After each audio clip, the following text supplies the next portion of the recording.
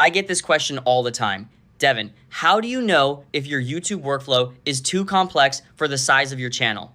Easy test. If managing the system is taking more energy than making the video, you're overbuilt. For a beginner channel, your workflow should usually fit into 5 stages.